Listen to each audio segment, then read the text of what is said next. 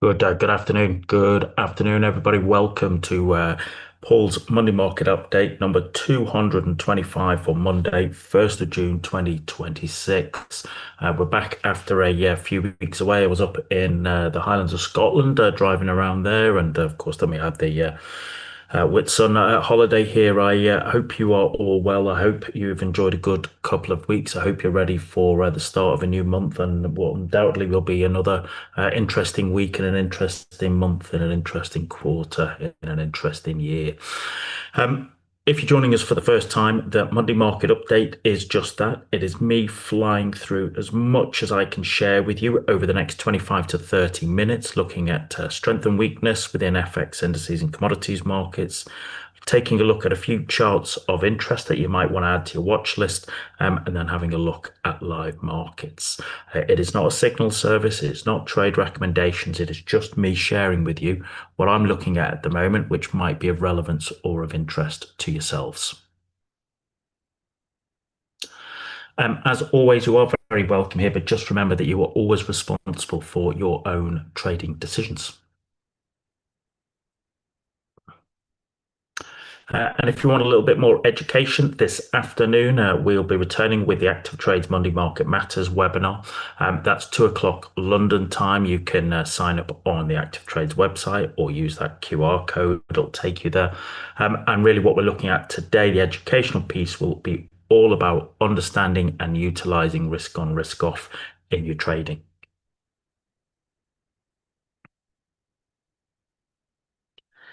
And if you want a little bit more deeper help and support in your own trading, you can join the VTP Trader Accountability Group, which is all about building discipline, accountability, and consistency in your trading business. You can use that QR code there, okay, or as the bit.ly code there, or just ping me if you've got any questions about joining us for that.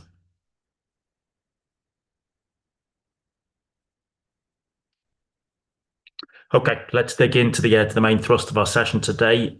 What's this? How can we utilize it to help it? Well, this is just some clips out of the work I do myself every weekend. Okay, I'm always looking to identify the strength, trend, and momentum within FX indices and commodities markets, because I find when I do that, that it gives me the best way to make the most of my time, energy, and resources for the week ahead.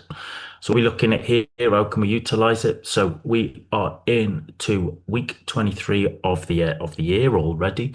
Where's the strength and where's the weakness? Well, we still get Aussie dollar still holding on to the top of the pile there. Okay, I'm curious about it because the weekly price action across the Aussie pairs, is a little bit mixed, I would suggest. But listen, the STAM isn't there to identify turnings; it's to identify where's the strength, where's the trend and momentum, and certainly it still remains there with the Aussie. Kiwi has had a little bit of a bump there, in fact, quite a strong bump over the last week or so, and it bumped itself up to second place there. Lots of that to do with the expecting the Royal Bank of New Zealand is going to be the first to sort of hike rates over the summer, probably at their July meeting, and that has brought in an element of strength into Kiwi dollar in terms of for the kind of longer term swing positions. Where's the other end? Where's the weakness? Well, Japanese yen remains at the bottom of the pile, and it is remain joined with euro as well. Okay, and that starts to sort of knock on to the sort of looking at the actual STAM environments for quite a few of the sort of certainly the euro and the sterling pairs. Sterling remains kind of sort of just bouncing around in the middle there. Okay, any sort of risk on giddiness that has come from the proposal for the kind of the sort of the end of the US Iran war, or rather the extension of the ceasefire, is kind of also clattered by the kind of, let's say, the sort of domestic politics instability as we get the sort of shenanigans going on around about the Andy Burnham Macclesfield by-election, which I think is 18th of June. I think certainly sort of kind of mid of the month, this month, and what, if any, impact that will have upon sort of Starmer's government. Okay, so that has its impact. And when we look at sterling in a little bit later on in the session, you'll see that that is kind of that plows its way through into the sort of overall prices. Although If we look at the kind of last sort of 24 hours, sterling has been in a bit of a bullish trend this morning. I did okay shorting elements of it, just very short scalps on sterling, but generally sterling kind of booked the trend, which was invariably for some dollar strength and kind of weakness across the board, all right, in terms of this coming into the start of the week. A lot of that was to do with the sort of the US attacking Iran again last night, all right, and once again, Trump having said on sort of Thursday, Friday that he was prepared and ready for an extended ceasefire. Then over the weekend, he says, "Well, it's not not too fussed about it," and they went and attacked, I think, a few air defense sites, etc. So he's doing a great job of yanking the chain of pretty much media commentators and the markets, all right, and that's what we saw going into the market itself. But I'd actually overall say that. I think markets are, kind of shrugging off that geopolitical instability. And I think the week we have ahead, with A, quite a lot of central bankers speaking, and then B, insight into the to the US economy in terms of firstly PMIs, but then also the sort of job numbers as we go towards the end of the week. I personally think markets are probably going to start to shift more focus and more attention onto the state of the US economy. If we are getting a bit of a crappy situation whereby the jobs numbers are getting weaker whilst inflation is pushing higher, that is not a terribly good position for anyone or any economy to be in. And I think that is what will kind of focus the attention of traders and analysts and PMs this week. But as I said there, that remains, dollar just as kind of middle of the pile, all right, okay. It's still the kind of risk on, risk off play. We'll look at that in a moment. But certainly sterling and euro they are on the weak side. And if I look here at as I said, at the particular sterling and euro pairs, pretty much they are all in selling environments compared to where we were, 2 months ago, where they were all in buying environments. The strength there is actually all in Aussie and Kiwi pairs, which reflects, okay, what the STAM is telling me as well. When I go down to looking at indices and commodities, well, what we have had is just look at that there, okay. Once again, a lot of risk on, green giddiness going on in strategic buying environments with American markets closing once again at weekly all-time highs, okay. As I said, I think the kind of there was a little bit of risk on giddiness at the end of the week with the ceasefire, but I think that has just continued. And we will see this week with the kind of jobs numbers and the state of the US economy, whether that is maintained. Certainly what we've seen with oil, okay, oil and gold, all right, have been in tactical short environments. Silver, as we'll see, is a bit messy, I think. The VIX is bullish. I mean, look at that, those numbers down towards 15 ending last week, sorry. And Bitcoin is a strategic sell at the moment. Okay, there's still no joy to be had there, but we'll look at those in a moment. So, a bit of a mixed picture in terms of FX, but certainly on the American indices, they are in kind of risk on green giddiness mode, and we'll have to see what that kind of what that carries forward this week. Okay, whether the sort of jobs numbers support that, or whether it starts to be a conflict with what the market wants. If we quickly look at the kind of latest STAM plugin, so this is a plugin that those of you on VTP stage 2 get access to. Okay, and you're looking at to see is that just confirming what we're seeing. What it's showing is actually from this morning, a little bit of Swiss franc, okay, has done all right, and as I said, sterling has, but a lot of that is because of the kind of early morning strength that we saw in sterling and Swiss franc. With that, which kind of fell away from Aussie and sort of US dollars a little bit on the strong point. But as I said, that a lot of that is to do with the reaction to those US strikes on Iran overnight. Okay, and that was yesterday and overnight. That's what we see there. But still lots of weakness in euro and in yen, and also in Canadian dollar as well. Okay, Canadian dollars announced that they are in a kind of technical recession. I mean, I think sometimes maybe they say it's a technical recession, so they're hoping that it won't be as bad or doesn't mean anything, but ultimately it's still a recession. And that has an impact in terms of the kind of weakness of Canadian dollar along there with Japanese yen and euro. So that's what we're seeing there. All right, so that's a look at the overall markets and the strength and the weakness. Let's have a look at some charts of interest now and see what they can tell us. So just bear with me a moment, and we'll switch across to the trading view charts.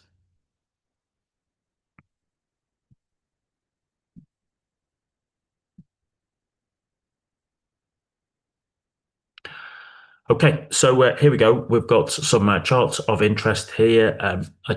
I don't consider myself a equity specialist. Okay, I'm just a trader, just an analyst looking at charts. Okay, and looking to sort of surf and ride the best waves and look at ones that are on my watch list. Okay, for various reasons. We're starting this week with Google. Okay, Alphabet. All right. So listen, this is the weekly chart: blue 20-period moving average, red 50, green 200. We're drawing in the kind of big relative numbers as well. Listen, that's been some great trend, hasn't it? Listen, that has been for some fantastic weekly trend. You hear me say it all the time for those of you at the start of your journey. Okay, when markets never trend as much as we would like. So when they do, when they're in strong trends, you don't want to fight them. You want to look for a way to surf them.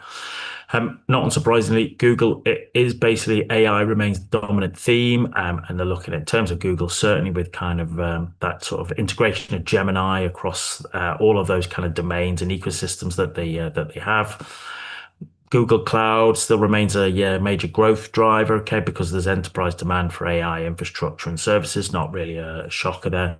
The thing that kind of maybe you might be wanting to keep an eye on is the sort of both US and European regulators. They are continuing to scrutinize Google's market dominance, right? And so there's always that headline risk. So listen, anything to do with AI announcements and cloud growth, that remains bullish drivers, all right. But anything on the antitrust side is likely to take the edge off it. And looking at it pure price, it had a fantastic run, but the week before last we printed. There's a bit of a price action combination there, a little bit of a broadening formation, but that is it's a bearish engulfing candle. It's a bearish. I'd call that a bearish rejection candle.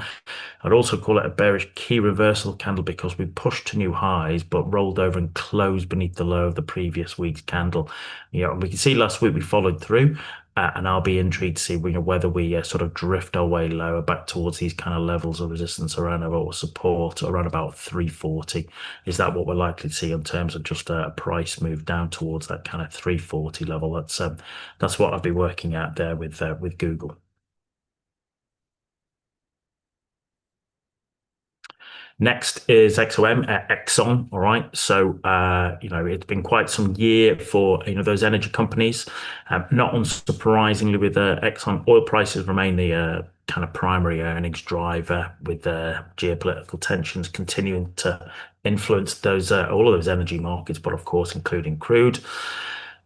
Exxon, they're a freight train in that sense. Okay, so they continue to benefit from scale. The strong cash generation, disciplined capital allocation, etc. But of course, they also remain heavily exposed to global energy demand trends, particularly from Asia and emerging markets. And not unsurprisingly, I think Exxon is very closely linked to XLE, the ETF, but also crude oil direction, right? And so kind of any sustained moves in energy markets are likely to drive the price here. And so personally, what I look at this is that this has been a fantastic run. Okay, from here, this is where we started the year. Remember that was Venezuela, which kind of pushed price, okay, and accelerated. But then what we had is, a bit of a rejection candle here, sort of end of March, start of April, and I would be looking at this now as a little bit of a head and shoulders pattern, a little bit of a Vulcan pattern here. And how we sort of kind of a bit of a ski jump. All right, quite a few different setups there for me, sort of starting to show up there. And then, of course, as I said, a little bit of that risk on giddiness with the likelihood of the continued ceasefire. That means that that has an impact on oil prices, which of course has an impact on these energy producers as well. So I'm looking at here at kind of, we can see, I suspect we have a little bit of a pop, all right, on the overnight Iran news, but generally I'm looking at that as about a neckline around about $145 for a head and shoulders. If we can stay beneath that 20-period moving average as it rolls over, if it basically does what they call PO20, and then works its way down from there. Okay, if we get good news out of US and Iran, that's what I'll be looking for at the moment. That's where my view would be with regards to Exxon. And if you look at XLE, it's not massively different to that chart on there either.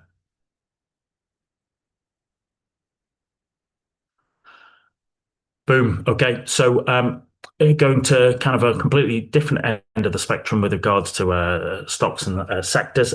This is UMAC, okay, unusual machines, all right, drone boys, all right.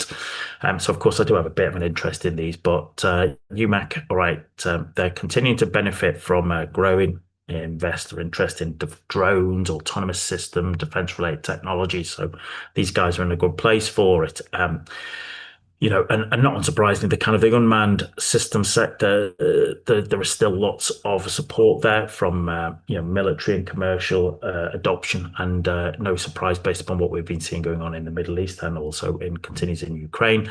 But of course, because it's a small cap company, that means sentiment, momentum can have a huge disproportionate impact on price action. That's what we've seen here.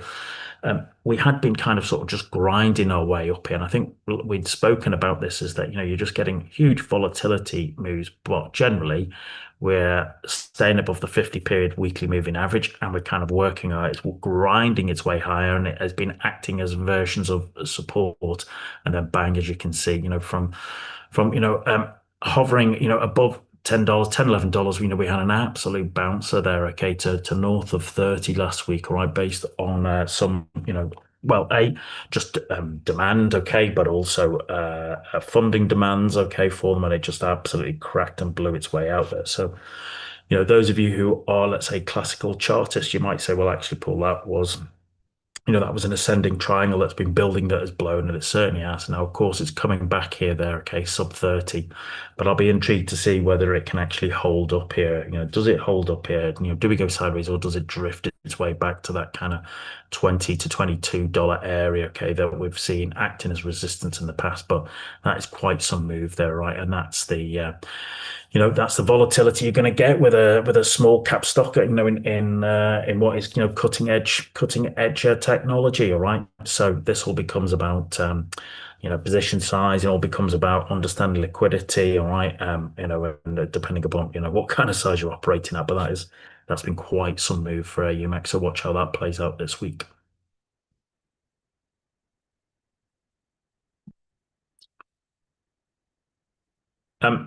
Another stock which has been enjoying a good run and has been a favorite of mine for a while, okay, RKLB, Rocket Labs, all right, so clues in the name, all right, they make rockets, and of course with the you've got the SpaceX IPO I think it's the 12th of June, so once again middle of this month, all right, that's got the whole, well, A, it's got the market excited, but B, it is dragging up everything that is remotely associated with space, and of course Rocket Lab, who was already doing pretty well, all right, I've had pieces of this in the past myself, but as you can see, that has also done really, really well out of it, okay, and it's been a favorite of mine for a while, all right. Once again, here it bounced lovely off the 50 period moving average. It's here. I was a bit frustrated. I didn't get enough to get my second position because I thought it would come back to the 50 again, and it didn't, and it just basically shot off, and then we came back down again, okay, and the pullback, and there you can see we've gone from, what's that, $60 to $150 over the last couple of months. That's just quite some move, isn't it? Just some absolutely astounding move there. So Rocket Lab, the company, it continues to expand. Okay, it's moving beyond launches into things like higher margin space systems and also satellite infrastructure. And then with you've got government and defense contract, all right, that sort of strengthens the firm's revenues. And investors are kind of interested in their Neutron rocket program, right? And that being a kind of a bit of a catalyst for future growth. So, it's happy days at Rocket Lab. Okay, would I be buying it up here at 150? No, I wouldn't. I'm just buying all-time highs is not my style. I know some people love doing that and are very good at it. That's not me. I know I'm a pullback guy. All right, that's my style. Okay, but that has been quite some move. And as I said, SpaceX is dragging everything up, and you can see exactly how that has affected Rocket Labs.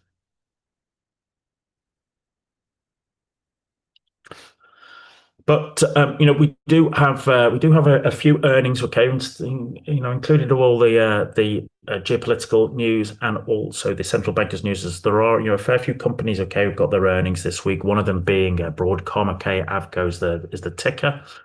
And it's not unsurprisingly, okay, they have been a beneficiary of the AI infrastructure boom through networking, custom chips, data center demand. All right, their VMware integration, it continues to be watched closely. All right, by techies, not by me, I might add, but to see, if there's synergy and profitability, they can bring that.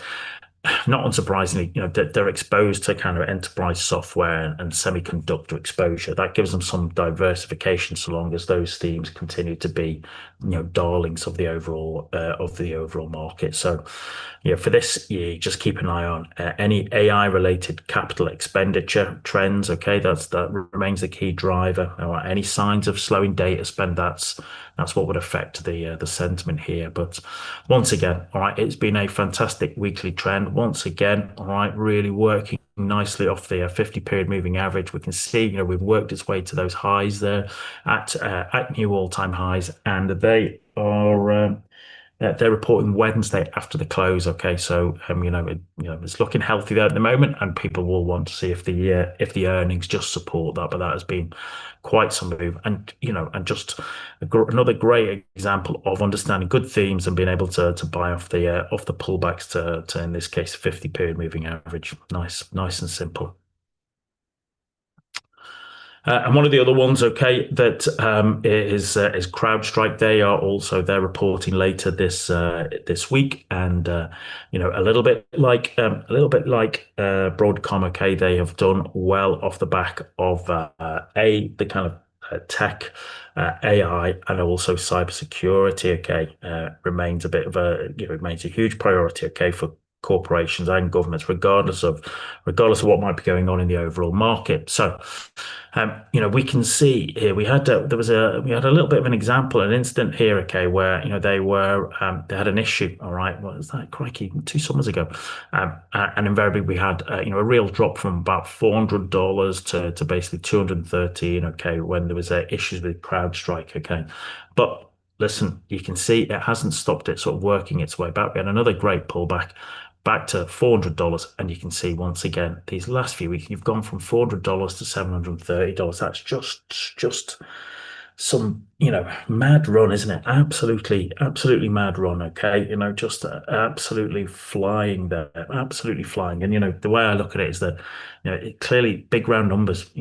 People go on at big round numbers, 300 acted. Here 400, we're pivoting around a bit, but before we just launch and fly our way higher, it's just quite some move. All right, so as I said, they've got their earnings later this week. Okay. People want to see what's the earnings guidance, what's the kind of customer growth like, and any incident that are headlining, cybersecurity issues, that's the sort of thing that will both help and hinder CrowdStrike. But if you've been in that and working it, fair play to you, well done. Enjoy that ride. Okay. Normally, what I say to traders is once price starts going parabolic like that, if you've been on the sidelines, stay on the sidelines, because invariably, if you try and buy in, you'll probably be buying the absolute peak.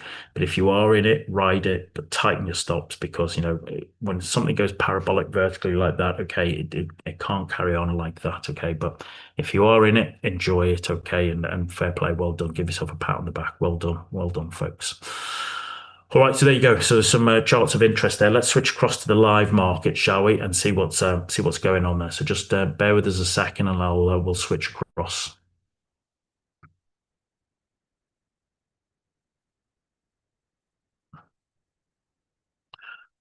Okay, so here we are. We've got this is the indices. This is my kind of indice profile. So what have I got here? I've got Dow on the weekly. I've got NASDAQ on the weekly, S&P 500 on the weekly, Russell, FTSE, Nikkei, DAX on the weekly, and also West Texas oil on the weekly. All right. So listen, West Texas oil, you can see in the weekly chart, had been falling away, but we've had a little bit of a bump at the start of this week. Okay, because of as I said, those issues with Iran. All right, but we'll see how that plays out.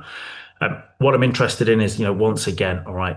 When we spoke a few weeks ago, I spoke about the Dow just basically, is building up underneath that big round 50,000 number. But look what the last couple of weeks have given us. We have basically broken and closed to all-time highs, as we have done with NASDAQ, as we have done with the S&P 500, as we have done with the Russell.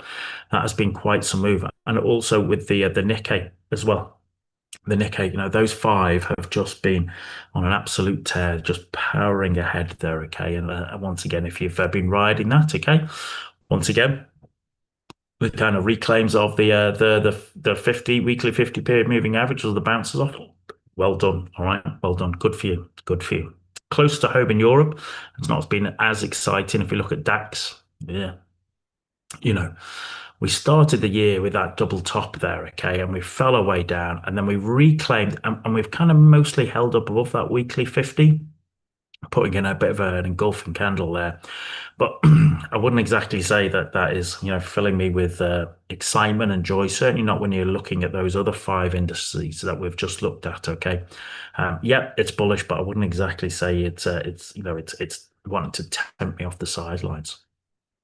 And even closer to home with the FTSE 100, from what last year was a great run, I now look at us as, we're just coiling up here. Okay, that's the way I look at it. All right, that's a triangle formation in my book. Now, many people would say, well, Paul, a triangle is a continuation pattern. So, we've come into this on the bullish side. We should basically continue out on the bullish side. All right. So, and yeah, you'd be absolutely right. But personally, I think this is coiling up in front of that by-election. That's my own view. You might differ. You may have a different choice or thought about that, and that's absolutely fine. But I think this is the coiling up in front of that, okay, because it could bring such huge difference in policy, okay, if Burnham wins and then he's successful in replacing Starmer. He at the moment he is viewed to be even further left, okay, of Starmer, and also you'd need to see who's going to be who'd be his chancellor. If it's going to be Angela Rayner, then Lord help us all. All right. Anyway, that's what I see. All right. FTSE is just coiling up. All right. Make of that what you will. And I just think it will continue to coil until we get the by-election release. All right. Now, admittedly, we have got Mr. Bailey speaking a couple of times this week. Maybe he'll say something that inspires us. But I'm still waiting for Bailey to say anything remotely inspiring. But that's me. But yeah, just watch that. I don't see that blowing out until that by-election release comes our way. Looking at just a couple of the other commodities, gold. Yeah, as I said, gold is in a STAM 2S, all right, tactical short, and it is just kind of been drifting down the last few weeks. On the daily chart, the daily 50 has acted as really nice, okay, dynamic resistance, and you've got the 200 here, okay, acting as support. So my own view is bang, look at that. That's coiling up. Then gold is coiling up on the daily chart, okay, so I would just wait to see, what could be the catalyst. Could that be those US job numbers? Or something else this week that is a catalyst for that move, and some of that will be, of course, associated with the moves in the dollar. Silver, as I said, silver's kind of flattered to deceive a little bit the last few weeks. All right, the weekly chart is pretty much just sort of moribund. The daily chart, as you can see, we're back in between that $70 and $80 range, which we had blown out, but we came right back in, and we're just kind of pivoting around the daily 50, 75. I see they're just working our way through there. Okay, nothing terribly exciting at all, is it? Just kind of working its way sideways. Nothing to get really excited about.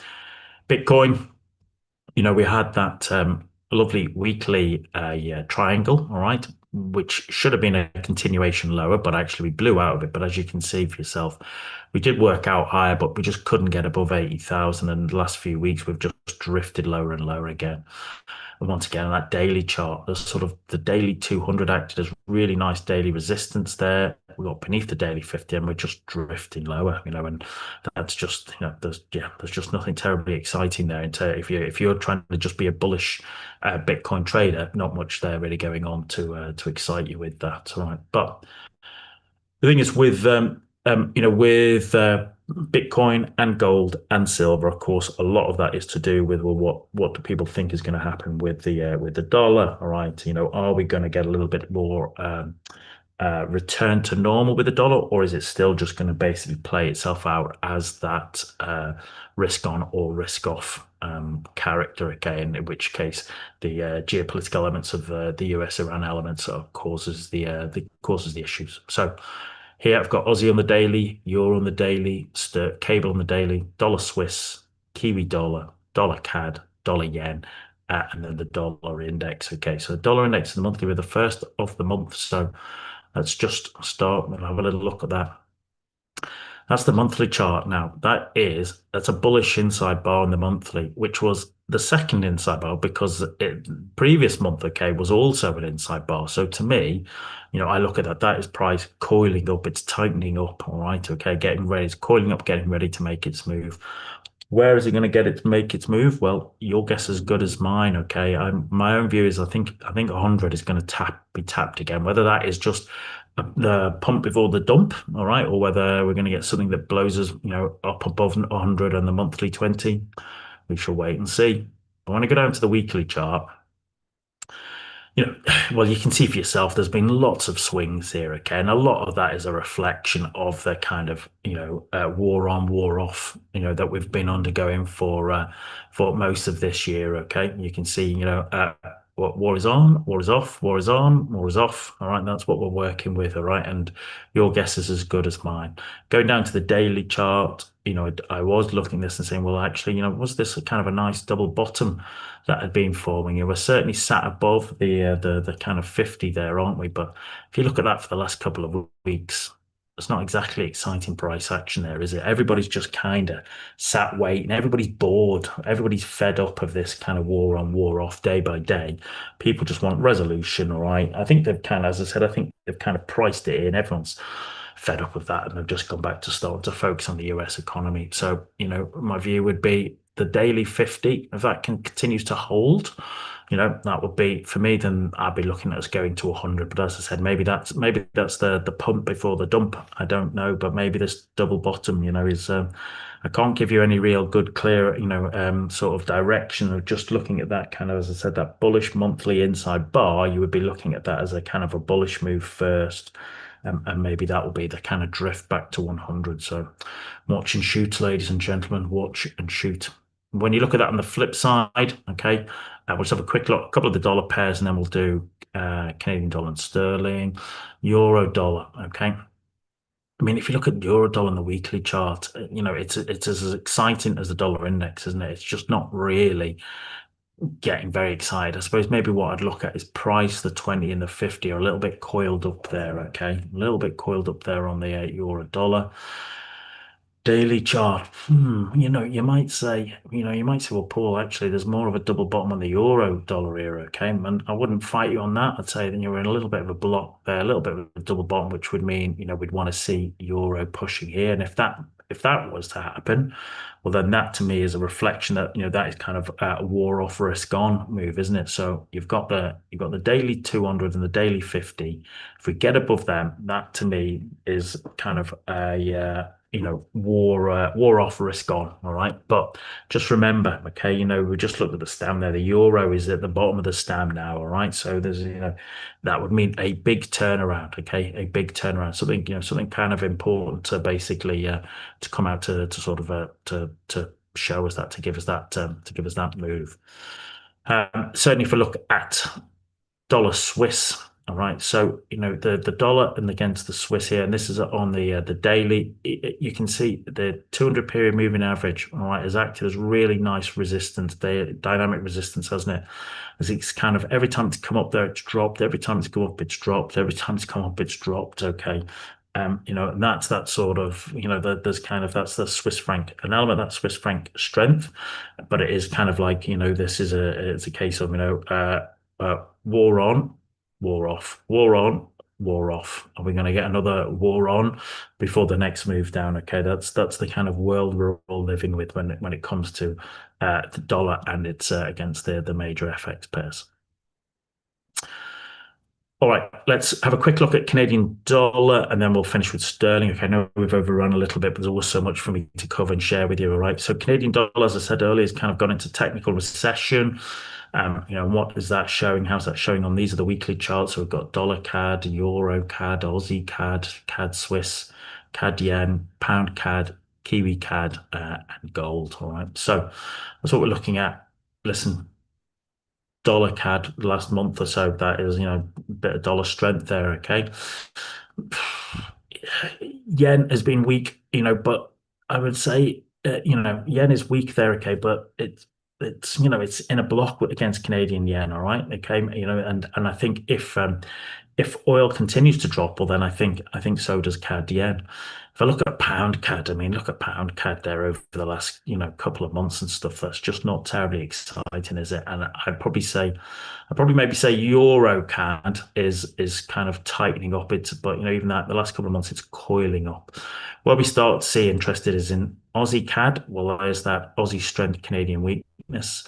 Kiwi CAD, Kiwi strength, Canadian weakness, Swiss franc. Okay, so there we've got Canadian weakness, Swiss franc strength there. So it is a kind of CAD is mixed against sterling and yen and perhaps a little bit euro, but it is definitely weak against the dollar, against Aussie, against Swiss franc, against Kiwi. Okay, and that's where it is. And now that they're kind of announcing a technical recession, will that actually get worse for us? We'll have to wait and see.